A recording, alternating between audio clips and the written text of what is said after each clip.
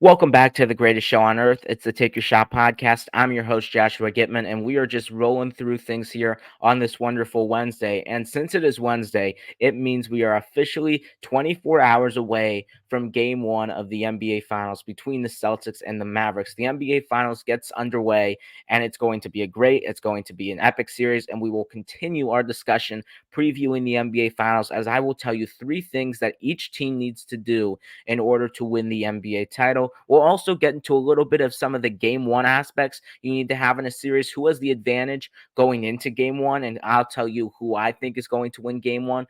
We'll talk about that in a little bit. But first, I want to get into some other NBA news, specifically with the LA teams. I first want to start with the Los Angeles Clippers because not documentary, but this show came out about the Los Angeles Clippers. It was called Clipped.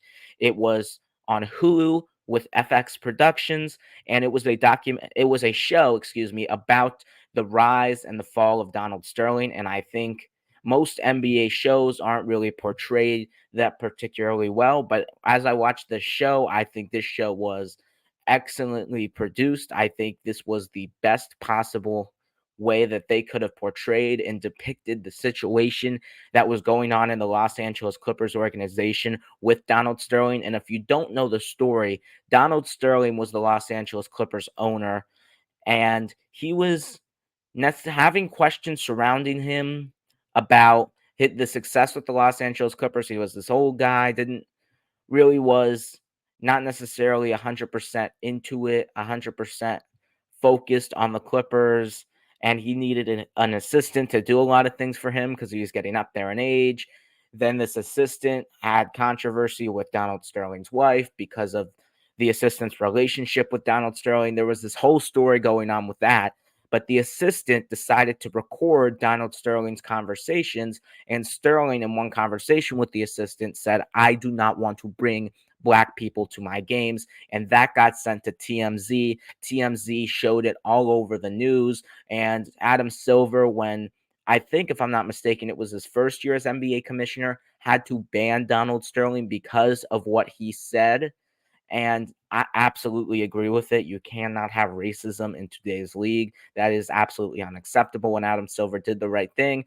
So then FX Productions goes on to make this show about the Clippers controversies, about the Clippers past. And it really gives you a very accurate portrayal of the situation. It gives you details from all the perspectives. It gives some of the Clippers players' perspectives. It gives Doc Rivers' perspectives. Remember, going into the season, going into this whole situation after Doc Rivers left Boston, he was with this new situation in the Clippers, didn't really know what was going on. So, remember, this is Doc Rivers' first year. This is really the first year of what is the Lob City Clippers.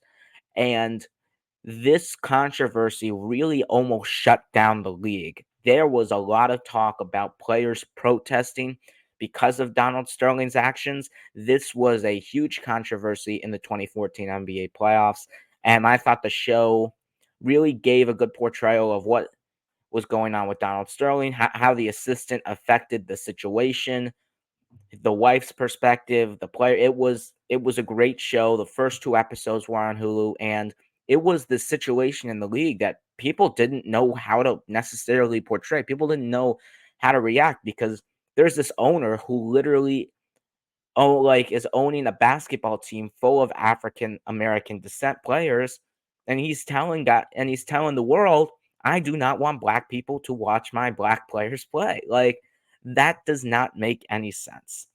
And the fact that he was racist was obviously completely wrong, and he should have not done anything that he said. And this was a big situation in the league. And I still think that it's really not talked about that much going back to the stance on the 2010s in the NBA. Of course, we know the LeBron dynasty, Golden State Warriors, but in this decade, Donald Sterling's Los Angeles Clippers situation could have caused a huge lockout for the NBA, a huge protest for NBA players. Of course, it didn't happen, and we're glad the play continued because 2014 NBA playoffs were epic.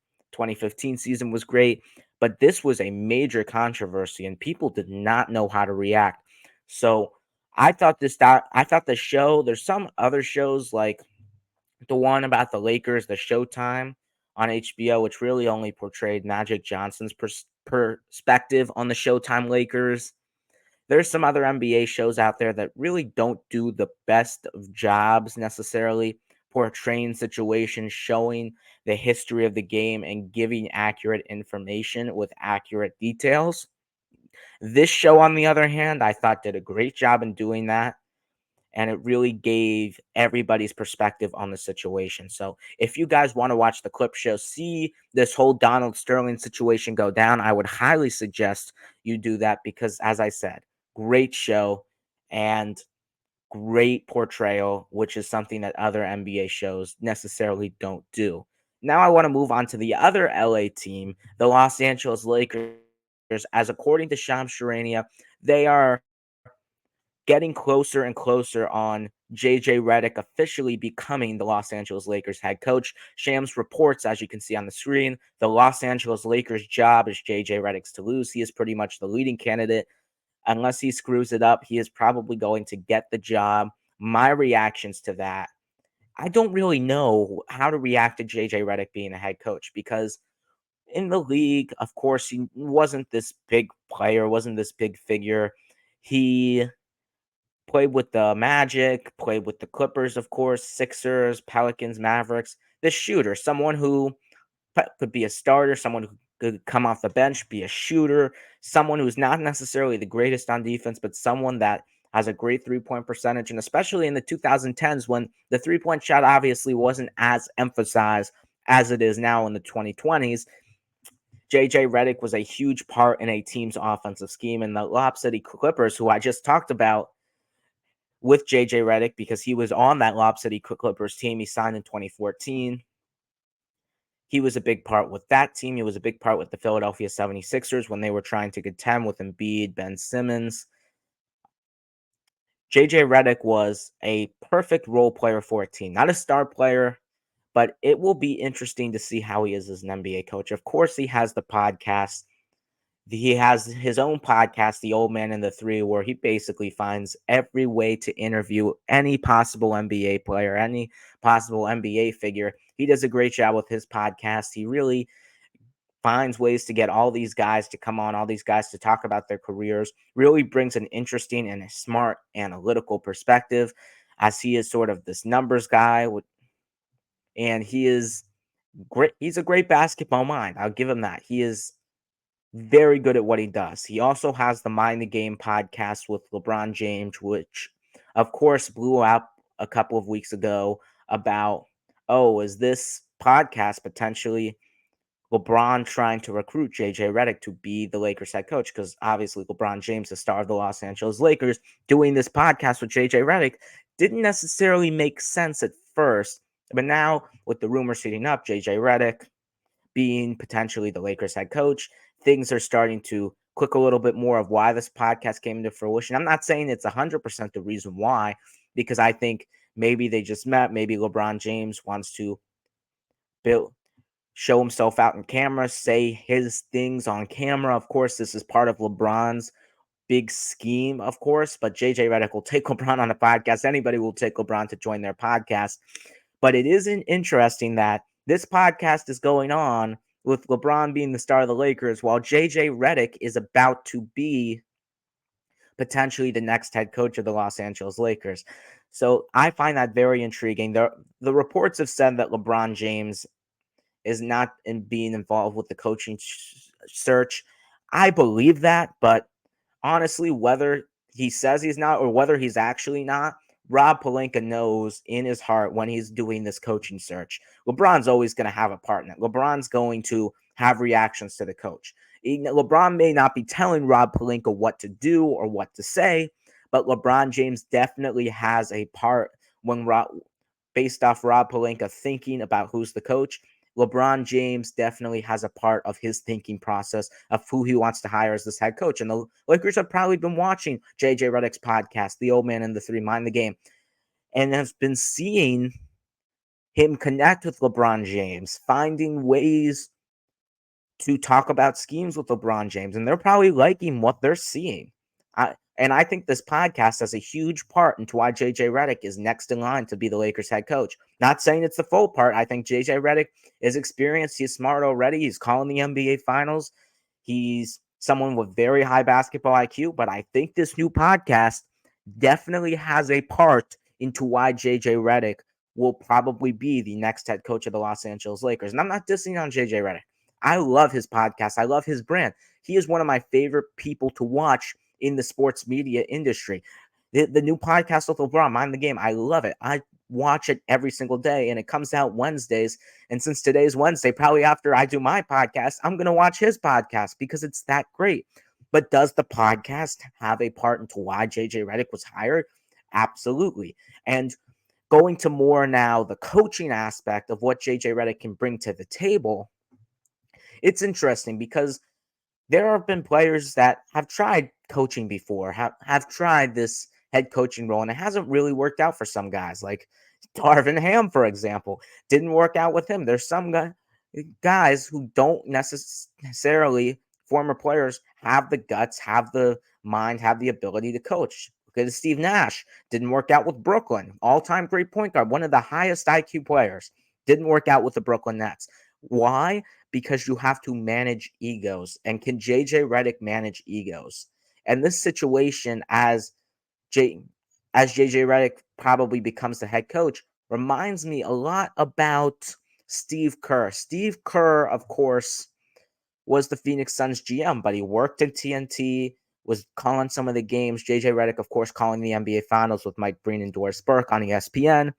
It's a similar situation. Steve Kerr goes in there, no coaching experience at all, wasn't an assistant coach, wasn't any kind of coach at all, goes with the Golden State Warriors, and obviously we've seen what Steve Kerr's done, 4 NBA titles with the Golden State Warriors. Of course, he had a talented team around him, but it's hard to win an NBA title, and you got to give a coach a lot of credit for that. I think the Lakers are sort of seeing this as that situation, and maybe even a Pat Riley situation, someone who never really coached before. Pat Riley was calling games for the Lakers, if I'm not mistaken. And then he gets this job with Westhead to be the assistant coach of the Lakers, and then he gets the job. Like, he never coached before, and he got put in this position to coach. And of course, we know where Pat Riley is, on the Mount Rushmore of NBA head coaches and on the Mount Rushmore of NBA figures in the entire history of basketball. That's how impactful Pat Riley is. So I think the Lakers are trying to view that side of JJ Redick, and I think he absolutely has the potential to be a great head coach in this league. It's a very risky move, though, because remember, as I said, egos.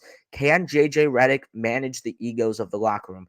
Because Udonis Haslem made this comment on ESPN the other day about how guys in the locker room are going to be like, oh, are you going to film a podcast with LeBron? You're only here because LeBron got you here. Stuff like that. Can JJ Redick have the attitude, have the sort of will, sort of the power in him to manage the egos of the Laker locker room? Because remember, this isn't all about LeBron James, because we know LeBron James is going to retire in 2 years.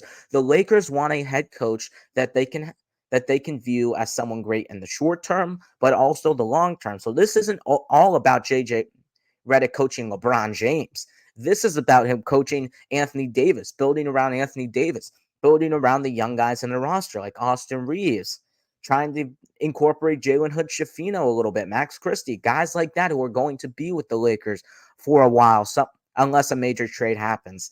Those are the guys that JJ Redick needs to focus on, because he wants to be a coach for the long term. We know his interest in being a head coach, and the Lakers want someone in the long term. And JJ Redick, if he wants to do that, he can't just focus on what LeBron wants. He's going to have to focus and connect with Anthony Davis and the young guys as well. Can I think JJ Redick can do that? Can JJ Redick do that? Absolutely. And I do think he has the capability, and I wouldn't be shocked if this is a success, as I just mentioned. But be careful, because we really haven't seen JJ Redick necessarily control a locker room, control a room ever. So this is going to be a test for him. Steve Nash couldn't do it. Steve Kerr could. It's a risk. It's a very, very, very risky move for the Lakers. And it could work out great, or he could get fired in 2 years. I don't know. And If I'm JJ Redick and I'm the head coach right now, and I'm thinking of bringing other coaches with me on my coaching staff, if I'm him, I would get the most experienced guys. I would get guys he knows, like maybe a Sam Cassell, bring a James Borrego, like get a great coaching staff to surround you. Because if you are a first year head coach, you are going to need a great coach to help you, great coaches, great assistant coaches to guide you through being a head coach, help you out a little bit. Because remember, same situation like Joe Mazzulla, first year head coach, didn't have the staff he wanted. He had Ime Udoka's staff. Then Ime Udoka brings in, excuse me, not Ime Udoka, Joe Mazzulla brings in guys like Sam Cassell, Charles Lee, brings in these more experienced guys to help him out because he is a very young head coach. I think JJ Redick needs to do that, and he needs to do that in his first year. Bring some great assistant head coaches on his staff. He needs and he has to bring great people around him in order for this to work because the Lakers got a lot of ego. That team very much has an ego. They want to learn, they want to get better, obviously they want to win, but they have an ego. And can JJ Redick control that? That will be the key to him being a great head coach, because I think his ability drawing up plays just by looking at his podcast, he knows what the hell he's talking about. He knows what the hell he's doing. But can he control the guys' egos? That is the question surrounding JJ Redick as the next Los Angeles Lakers head coach. But enough of the other NBA news. Let's get to the NBA Finals. And we will start with the Boston Celtics. And I'm going to give you 3 reasons why this sentence will happen. The Boston Celtics will win the NBA Finals if. There's a couple of reasons, as I mentioned. Number one, they have to find ways to score other than the 3-point line. We know Boston heavily relies on the 3-point line. We know Boston, what they do and what they emphasize. What Joe Mazzulla emphasizes is for the Celtics to shoot threes, and to shoot more threes. That's all they do. And it makes sense. They've got a lot of 3-point shooters. Derek White, Drew Holiday, Tatum Brown, Porzingis. They all shoot. And Al Horford, Sam Howell, like the whole roster basically shoots from the 3-point line. You can't do or say anything to change that. But the thing is about that, the Celtics rely sometimes too much on that 3-point shot. What if it doesn't go in? This Mavericks team's a much better defense than what they got from Indiana, what they got from Cleveland with Donovan Mitchell and Jared Allen being out, what they got from Miami with Jimmy Butler being out. This is going to be their biggest test offensively. Defensively, can Boston get past Dallas's defense? Can they find other ways? Because trust me, Jason Kidd's a smart head coach. We've seen what he's done in this playoffs to make adjustments. He is going to emphasize to guard the 3-point line. And can the Boston Celtics score around the 3-point line? Can they get inside a little bit? Can they get some of their mid-range shots going? Can they get in the paint on Derek Lively, on Daniel Gafford? That is a question that we do not know. And if the Celtics can find other ways to score, they will be in a great position to win this series. Because, again, sometimes the 3-point shot doesn't hit. Sometimes you're getting a little stagnant there. You don't really know what to do. You keep on shooting them. You keep on chucking them up. You miss. You get Dallas opportunities to score. If Boston's not hitting shots from the 3-point line, it's not their game from the 3-point line, this one, because trust me, there's going to be 1 or 2 games, maybe even 3, that Boston's going to have and say, oh, we're not shooting that great from the 3-point line today. We're going to have to attack the basket, find other ways to score, draw fouls, get some of those guys in foul trouble, force Dallas to use its depth, force guys who haven't proved themselves in this postseason to actually go out and prove themselves. Get Derek Jones Jr. out of the game. Get the big guys, Lively and Gafford, out of the game. If Boston can do that and not heavily rely on their 3-point shot, they will be in a position that is far beyond Dallas's position to win this NBA title. They will have a 90% chance to win this title if they can find other ways to score. If they're the same Boston Celtics team we know, that gets a little bit lower. And we'll talk about that when we go to Dallas's side a little bit. But that's what I think about Dallas. What I think about Boston. Shoot less 3-point shots. That will be huge. Another thing that will be huge is to expose Luka Doncic on defense. And I'm not saying this because Luka Doncic is a bad defender. He's not a great defender. He's not I think is a little bit below average, but he's not horrible. He's not the worst defender in the league. But I think if you're the Celtics, for obvious reasons, you need to attack that matchup. You need to set screen and rolls. You need Derek White, Drew Holiday to set screen and rolls, because I'm assuming Doncic will be guarding one of them, to get Tatum, to get Jaylen Brown on those guys, to get Luka Doncic on Tatum and Brown. Because one, of course, if you attack Luka Doncic, get him into some foul trouble, and if he doesn't want to foul, attack the rim, get some easy shots, because if he's not going to foul, you might as well just go to the rim and attack. But if he does foul, great. You got Dallas's best player in foul trouble. That's great. But I think that's the obvious reason. Here's the non-obvious reason. Luka Doncic doesn't guard the best player on teams because he saves energy for the end of games. He saves the energy so he can be as productive, as efficient, and as big as an offensive threat as anyone in the NBA is in the fourth quarter, because that's what you need to be in the NBA Finals. That's what you need to be in the NBA postseason. You need your best player to be the best player offensively and someone you can rely heavily on. Some players do it in different ways. Some players just rest the whole regular season, don't try the regular season, and step up in the playoffs. Some players necessarily don't take the best matchup on defense, like Luka Doncic, and then work offensively. I think if Boston can make Luka work on defense, that will get him a little bit tired. Obviously, they have Kyrie Irving, someone else who Dallas can rely on scoring-wise. But of course, it is one less option to worry about. It's one person in particular who is obviously one of the best scorers in the league today, one of the best clutch players in the league today, someone that you can necessarily not as be worried about as you were before. Expose him, make him tired, make him work defensively. He may stop you a couple of times, but if you make him work, not let him stand in the corner, put him on actions, put him on pick and rolls, put him in the post against some big guys, I think if they can do that, tire Doncic down in the stretch, and then Keenan on Kyrie Irving a little bit, I think Boston will be in a good position. Now, if Luka Doncic gets heavily exposed on defense, gets heavily used on defense, Boston puts him in the matchup every single time, and he still continues to do what he's doing on offense, I give up. Luka Doncic is the best player in the league, and it won't even be a conversation because of what he will do in the NBA Finals in order to win on both sides of the ball, because we know Luka's not a defensive guy, and if he shows he's both sides of the ball, he's the best player in the world. But we haven't seen that from Luka Doncic. He hasn't proved that to us yet. So I think Boston needs to test that out. And Boston's going to have to find ways to stop those two guys, whether that's exposing them on defense or maybe just letting the other guys beat you.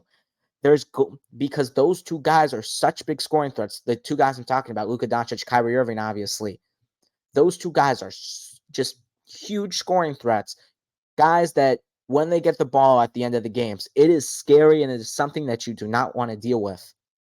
Boston's got to find ways to get it out of their hands. Boston's got to find ways to make them tired. They've got to do what the Dallas Mavericks did to Anthony Edwards. That's what they have to do, because remember, Dallas attacked Anthony Edwards. They put him on the action. They drew him fouls. And by the fourth quarter, Anthony Edwards was on his knees panning and passing the ball away. That's what we need Luka Doncic to do if you're Boston. You need Luka Doncic to pass the ball, make the other guys beat you. You have to.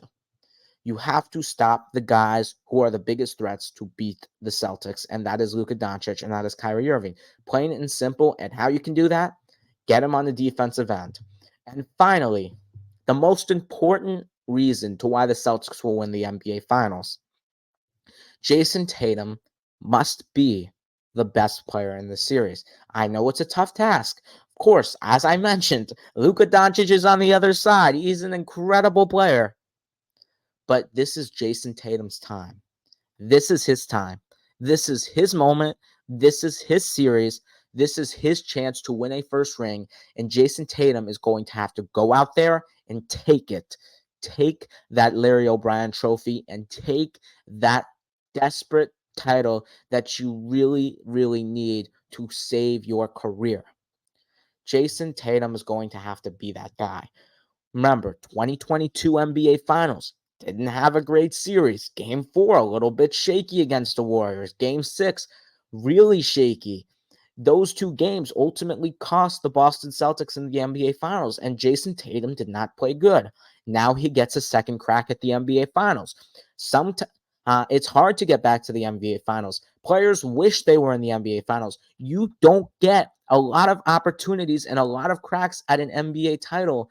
You don't get a lot of cracks at being in the NBA Finals, which is why every time you get there, no matter how good, no matter how dominant you are as a team, you need to take every little advantage of the moment and don't let it slip, because it is very hard to get back to that same position. It's hard to win a conference. There's 15 teams in the conference. It's hard. There's going to be teams that are going to get better to adjust to what you did. There are going to be teams who pick up players. It's hard to win. So Boston's going to have to take advantage right now, and Jason Tatum is going to have to take the moment and be the best player. He can be the best player in the series. Luka Doncic is great, but Tatum can show us, and he's proven before. Remember, Game 7 against Philly last year, 50 points. He's proven to us that he can be the best player in the world at points. He's definitely not the best player in the world overall, but he's shown flashes that he can be the best player in the world in games. And Tatum's going to need to do that in this finals. The pressure's on. The pressure is on because in this postseason so far, maybe he played a little bit better in the Indiana series, particularly games 3 and games 4. But for the rest of the playoffs, he was shaky. He wasn't shooting the ball that well. Three-point shot wasn't going down. Missing some shots at the rim. Missing some free throws. Tatum did not have a great postseason. He had a decent postseason. He was great late in the conference finals. But overall, for where we expect Jason Tatum to be, he wasn't that great. He wasn't that special. So in order for the Celtics to win, they're going to need their best player to thrive. They're going to need their best player to match the Mavericks' best player, which is Luka Doncic, because we know what Luka Doncic can bring to the table. He has brought it almost every game this postseason, with the exception of maybe 1 or 2 games against the Thunder. That's it. Straight up. Luka Doncic has given it every single game. Can Tatum do the same? And yes, people are saying, oh, Jason Tatum impacts other ways, passing the ball, yada, yada, yada, stuff like that. I understand. And Tatum's done a great job at that, especially considering his shooting struggles. But it's his time. It's his turn. He's the best player on this team. We all know it. Jason Tatum needs to be the best player on this team to win a title. Jaylen Brown could be the best player in this series. They're not winning the title. They're not.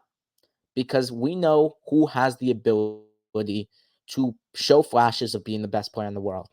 And that's Tatum. Tatum's going to have to prove it. And this finals means the most to him. And he has the most pressure on him. And this will do the most to his career and his legacy. And it is not even close. Not even close. So the pressure's on for Jason Tatum. And the Celtics need him in order to win an NBA title. But let's go to the other side of things now with the Dallas Mavericks. I'll give you 3 things about the Mavericks, what they need to do in order to win a title.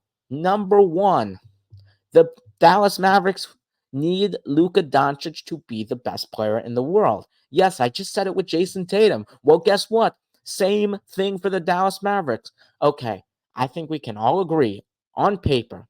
We look at the Boston Celtics, we look at the Dallas Mavericks. Don't look at the series. Just look at the teams on paper. Who is the better team? Is it the team who's 3rd through 6 guys are PJ Washington, Derrick Jones Jr., Josh Green, and Derek Lively?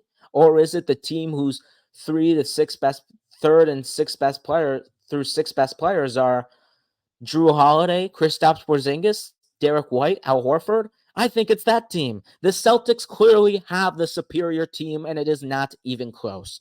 No arguments. They have the best team on paper in the entire league, and it is not even close. You cannot give me one team that is even close to where the Celtics are. The Milwaukee Bucks, who have Damian and Middleton, they would need 1 star to be in the conversation of being the best team on paper. Not necessarily even being the best team. The Celtics are light years away from anybody else. So what do the Dallas Mavericks need to do in order to beat them?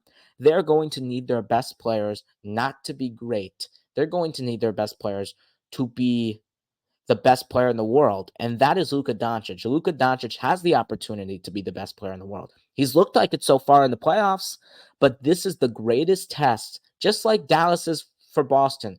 Boston is the greatest test that Dallas has faced so far in their entire postseason history with Luka Doncic. This is going to be a great test for the Dallas Mavericks, and we are going to see what they're made. They just went through a difficult Western Conference road. They beat a decent Clippers team. No Kawhi, but they still a decent Clippers team. They beat an up-and-coming Rising Thunder team who was the number one seed in the Western Conference. And they did not just beat, they dominated. They destroyed a Minnesota Timberwolves team that just beat the defending NBA champion Denver Nuggets in 7. Dallas has proven it, but they are facing their toughest challenge yet, and they need their star player to be the best in the world. It is going to take a lot for Dallas to pull off this upset. It is difficult, and Dallas is going to need to be at their absolute best.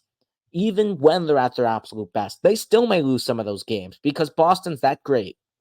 Boston has been that great.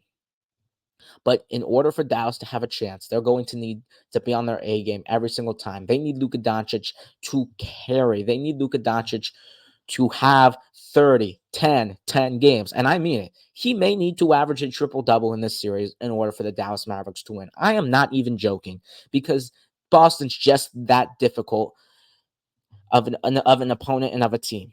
I'm not even joking. And Luka Doncic has the capability of doing it. He can do it. He can be the best player in the world for a series and potentially for the whole playoffs.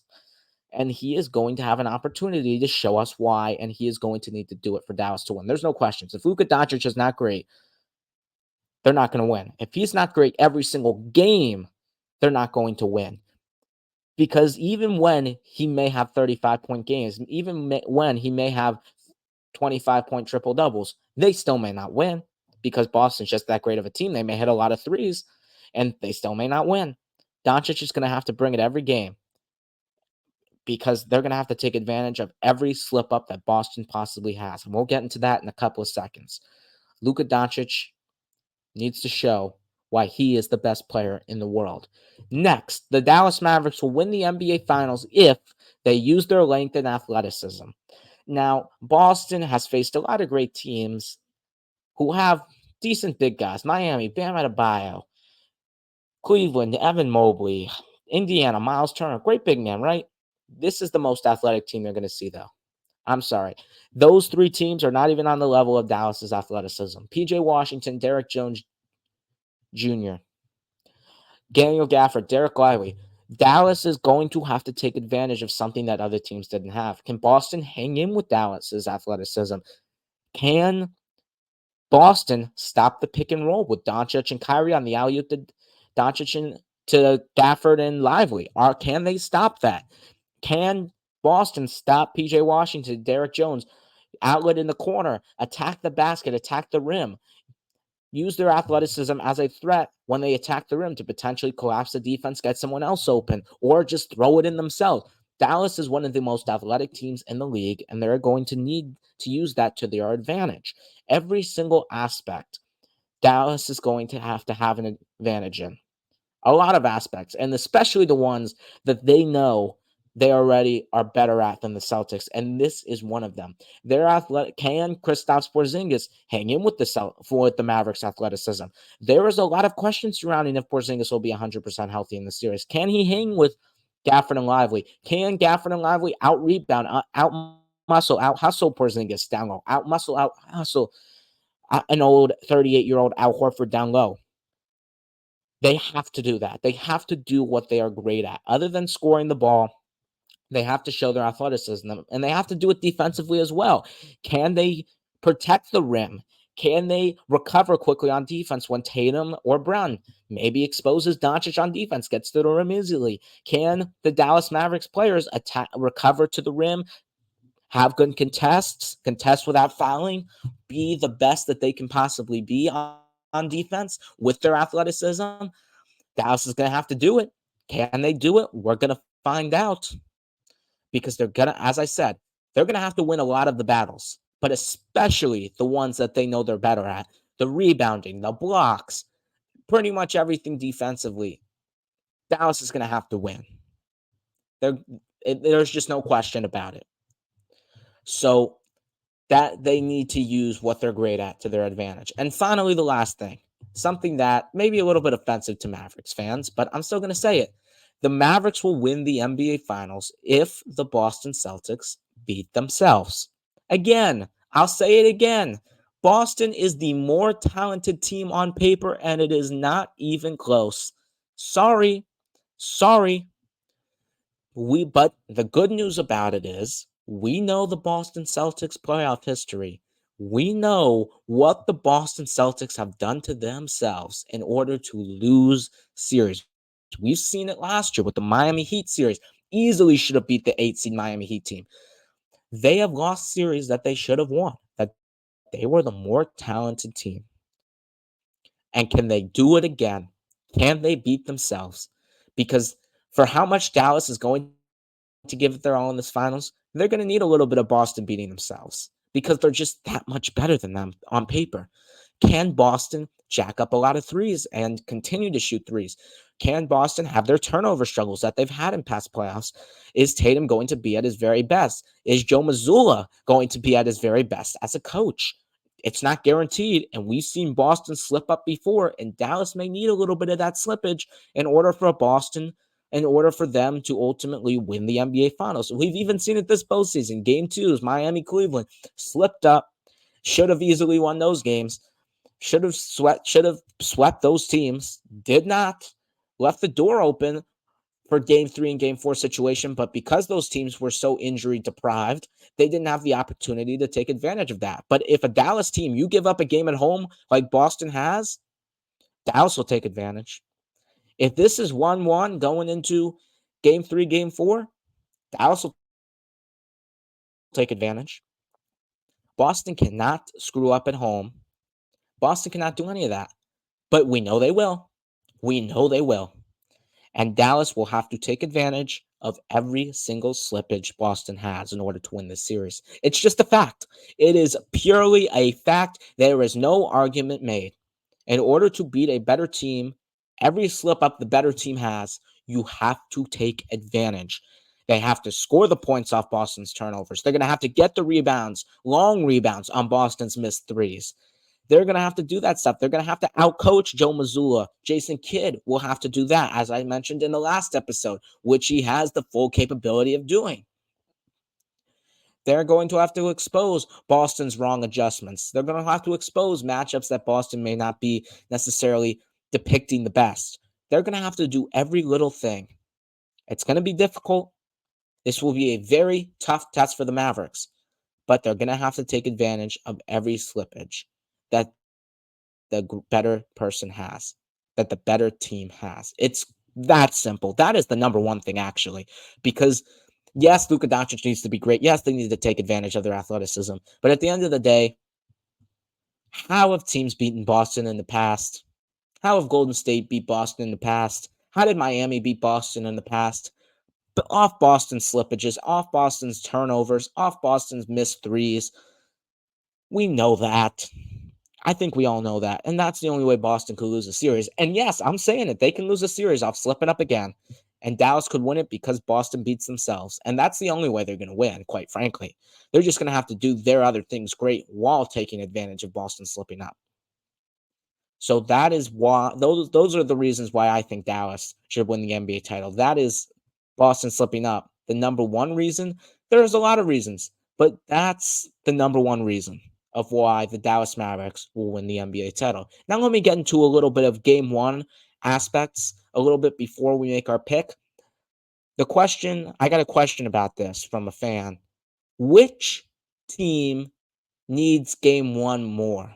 Which team needs to set the tone and set the pace for this series early? Is it the Mavericks or is it the Celtics? It's a great question. Game 1 in series are always important. The winner of game 1 of a series wins the series most of the time. It's just straight up facts. Game 1 sets the tone of the series. If Boston wins, they go up 1-0. They keep home court. And if Dallas wins, they steal home court immediately, and they have the opportunity to go up 2-0 and steal both games. It is crucial whoever wins the game 1. Every game is, of course, important, but game 1 really to set the tone, set the pace of what this series is going to be, who controls it early. That is always a huge aspect of it because you always don't want to be this team that's down 2-1 because they lost game one, or be that team that's down 1-0, and they already got to win 4 out of the last 6 games of the series. That's difficult. It's difficult to win 75% of games against a great team like the Mavericks or the Celtics. It's difficult, and the tone is going to have to be set quick.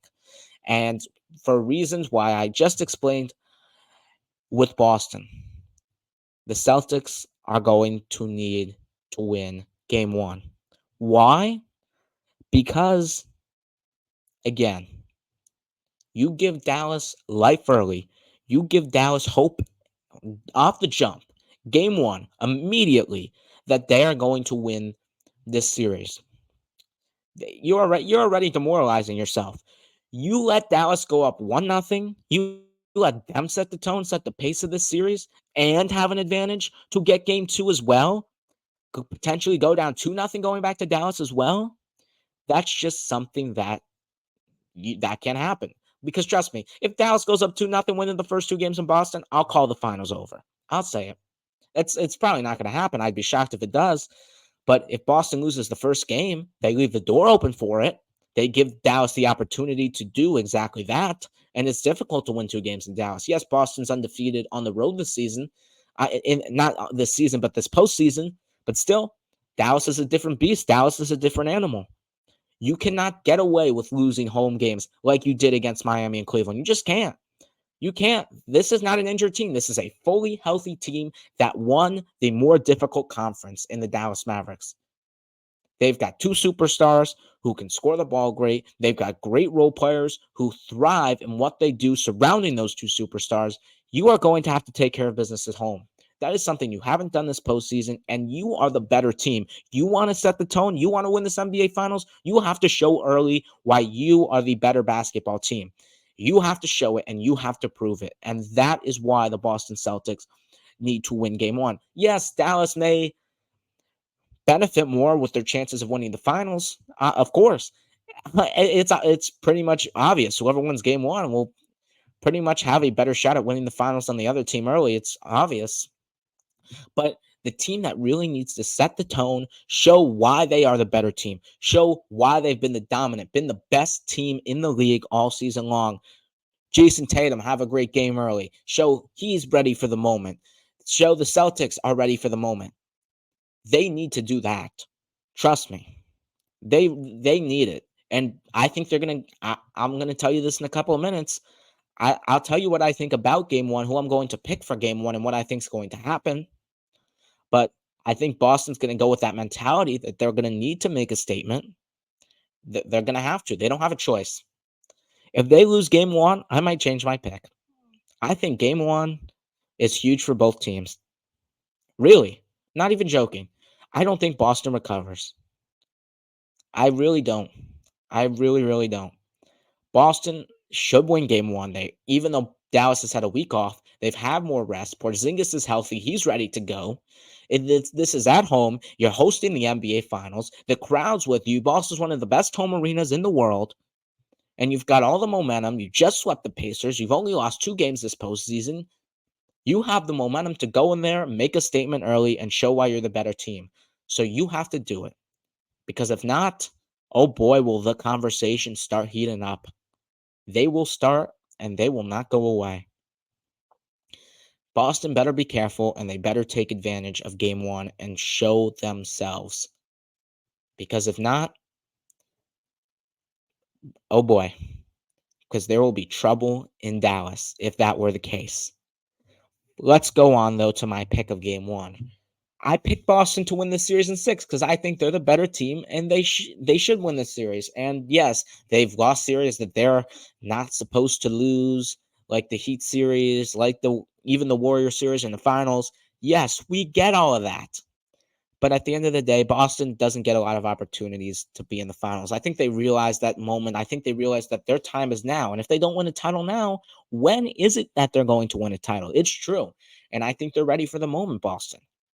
And my game one pick, I'm going to go with the Celtics. I think the Celtics are going to show early, the team that's already been in the NBA Finals, the team that has more experience than the other team. I think the role players for Dallas will struggle early. I think Boston will take advantage of that. I think this could be a blowout. I think this could be a close game. But I think Kyrie and Luka will have to do a lot for Dallas, particularly in this game one. They'll have to do a lot for Dallas this entire series, but I think especially in game one, I think the role players for Dallas won't be that great going into game one of an NBA Finals, which I know Derek Jones has played in the finals with the Heat in 2020 in the bubble, but PJ Washington, Josh Green, those guys haven't really played in NBA Finals before. And I don't know the rotation Dallas is going to run. I don't know the rotation that Dallas is going to do. Is it going to be 6? Is it going to be 7? I don't know. Jaden Hardy, again, he hasn't played in the finals as well. Dante Exum, neither has he. Boston, all those guys pretty much have played in the NBA Finals, other than, I think, the exception of Sam Hauser, and he may not even get a lot of minutes this finals. Again, the Celtics need to show it early, as I just mentioned earlier, and I think they're going to do it. I think they are going to do it because Dallas's role players are going to struggle. I think they're going to set the pace early. I think the crowd's going to be hyped. They're going to be amped, and Boston will win game one, setting up for an interesting game two. Not necessarily a must-win for the Dallas Mavericks, but a game that the Mavericks probably going to need to win this series. So that's my take on game one. I think Tatum will be great. I think he'll go out, prove that he is the best player in this series, like I said earlier, and just show out and show up. And maybe I think one of those other Celtics players, maybe it's Porzingis, maybe it's White, maybe it's Holiday, maybe it's even Peyton Pritchard. God knows. But I think one of them will have one of those great scoring games like they always do, but I think it'll really stand out. I think one of them will have like a 30-point game. I'm not even joking. One of them will just be dominant. I wouldn't be surprised if Boston blows them out game one. Wouldn't be. I would not be surprised. So that's my take on it. I think the Celtics will win game one, set the tone early for this NBA Finals, and give themselves a good base, a good game to where they are only 3 wins away now from the NBA title. And I think that's all the time we have for you today on this wonderful Wednesday. The finals are officially here. It is very, very exciting. This is going to be, as I mentioned, a great NBA series. This is definitely going to be better than last year's finals. I can pretty much guarantee that. I love my Miami Heat, but we pretty much ran out of gas against the Denver Nuggets last year. This is going to be great. Luka Doncic, we're going to see his first NBA Finals. Jason Tatum, redemption time for him. A lot of pressure on him. Kyrie Irving trying to get his second ring. Which role players will step up more? And what I like about an NBA Finals, there's always a role player who necessarily didn't have a great postseason, necessarily not the biggest factor. This will most likely apply more to Dallas because Boston, we know their rotation, because not most of their guys aren't really role players. But there's always this one role player in the finals that all of a sudden just plays great, just becomes this huge factor. Last year for Denver, it was Christian Braun, the rookie. 2 years ago for Golden State, it was Gary Payton II. There's always this role player who, just for some reason, not a great postseason, steps up in the finals. There's just some role player, so look out for that. Probably more likely going to be on the Dallas side. And maybe that player will be Josh Green. Maybe that player will be Jaden Hardy. Those are the two those are the two I'm looking for to be that kind of a role player who steps up in the finals. We'll see. But that's what I'm always looking for in the NBA Finals. But as I mentioned, gonna be great, gonna be beautiful. Again, don't forget to subscribe to the YouTube channel, leave a like, it'll mean a lot for me. I'm working hard, 3 episodes a week. We've got a lot coming, a lot of recapping to do for the NBA Finals, more off-season stuff coming your way as we integrate it with the NBA Finals talk. We're gonna have exciting stuff. It's going to be awesome. This podcast is hopefully going to continue to grow because I absolutely love it. Remember, follow on Instagram and tell me how you would have taken your shots on my takes today. That's all my shots for the day. Enjoy game one of the NBA Finals. We will be back on Friday, recap game one, tell you the adjustments that are needed to be made for game two, and give you my game two picks. Maybe some more offseason stories in there. Who knows? It's the NBA. Anything can happen. The unexpected is the expected in the NBA. So thank you so much for watching. Leave a like and subscribe, and we will see you on Friday.